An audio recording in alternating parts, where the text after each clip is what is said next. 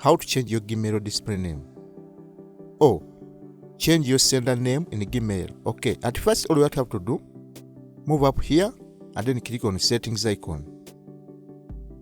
Click on see all settings.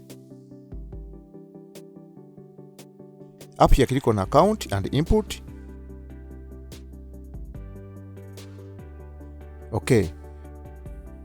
Now under send mail as, click on edit info. Okay. Now here you can see my display name that I use when I send my emails. So to change it, all what I have to do, click here to change the name. Let me type in like kaise256. After that, click on save changes. Done. Here you can see the name has changed. So now that's how you can change the display name in Gmail.